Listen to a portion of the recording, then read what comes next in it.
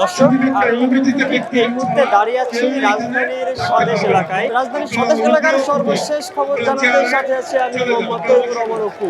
আপনারা জানেন আর একটু পরেই কিন্তু বিএনপির ভারপ্রাপ্ত চেয়ারম্যান জনাব তারেক রহমান এখানে আসবেন, সমাবেশে উপস্থিত হবেন।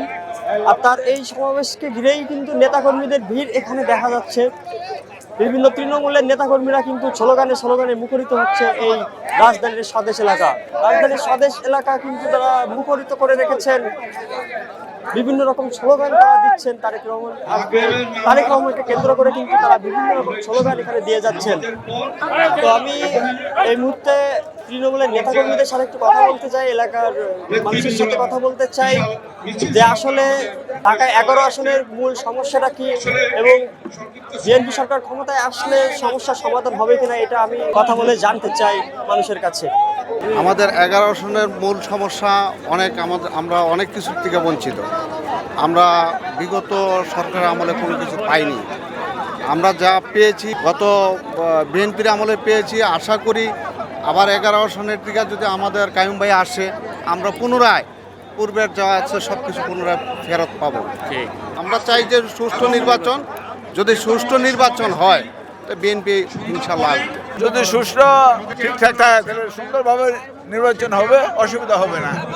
এই বড় মনে করেন বিএনপি সরকার আসার চিন্তা ভাবনা আসে, আমাদের দুঃখ এবং এই এলাকার খুব ঘনবসতি এলাকা, আপনার রাস্তাঘাটের খুবই সমস্যা, কিন্তু আরও রাস্তাঘাট আপনার বাড়াইতে হবে। এবং ওই যে সাদাতপুর থেকে যে রাস্তাটা খালটা আসে, এই খালটার পাশে যদি রাস্তা হয় যানজট একটু কম হবে। এবং লিঙ্ক রোডটা যদি সাঁতারকুল থেকে লিঙ্ক রোড আসে তাহলে সেই ক্ষেত্রে আপনার যানজটটা কম হবে। এই যে ঢাকা 11 আসনের মূল সমস্যা কিন্তু মাদকের সমস্যা, জলবদ্ধতার সমস্যা, রাস্তাঘাটের সমস্যা, এমনটি কিন্তু জানিয়েছেন।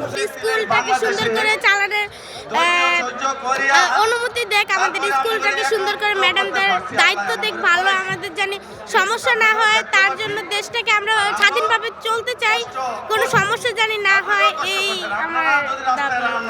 তারেক ভাই আসুক, ওইটাই আমরা আশা করি। ইনশাল্লাহ উনি যদি আসে, আশা করি যে আমাদের দেশ ভালো হবে, সুন্দর চলবে, উন্নত হবে, এটাই আশা করি যে উনি ইনশাল্লাহ আসবেন। আমরা চাই আগামীতে সে থাকুক আমাদের পাশে, তার পাশে আমরা থাকার জন্য চেষ্টা করতেছি।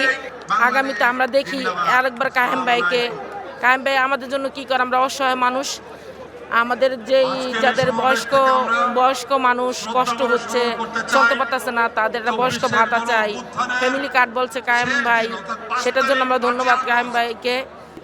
আমরা মনে গর্ব, আমরা চাই ধানের শীষ জিতুক, ধানের শীষ সবসময় পাশে থাকুক। আর আমাদের গরিব মানুষ, বাচ্চাদের লেখাপড়া করতে পারি না, স্কুল নাই, আর পানির সমস্যা, ঘরে পানি উঠে যায়, রাস্তা ডুবা যায়, আমাদের কেউ দেখে না, আমাদের কোনো দাম দেয় না। ভোটের সময় সবাই চিনে, ভোট দিলে আঙুল চিনে না। আমরা দোয়া করি আমাদের কায়েম ভাই জিতুক, আমাদের পাশে থাক। দর্শক, তারা কিন্তু এত সময় আস্তে আস্তে কিন্তু স্বদেশ এলাকার মাঠ কিন্তু কানায় হয়ে যাচ্ছে। জনাব তারেক রহমান আসবে এটাকে কেন্দ্র করে কিন্তু মানুষজনের ভিড় পরপরই দেখা যাচ্ছে এই স্বদেশ এলাকার মাঠ। আমি মানুষের সাথে কথা বলে জানতে পেরেছি তাদের যে সমস্যা ছিল, বিএনপি সরকার ক্ষমতা আসলে কিন্তু সেই সমস্যার সমাধান হয়ে যাবে, এমনটাও আশ্বাস কিন্তু জনগণ আমাদেরকে দিয়েছেন। বিএনপি সরকার ক্ষমতায় আসলে কিন্তু সমস্যাগুলো সমাধান হবে, এমনটাই আশ্বাস কিন্তু জনগণ দিয়েছেন এবং জনগণ কিন্তু এমনটা আশ্বাস পেয়েছেন। তো এই ছিল রাজধানীর স্বদেশ এলাকা থেকে আমার সর্বশেষ খবর। বিপ্লবী বার্তা, ঢাকা।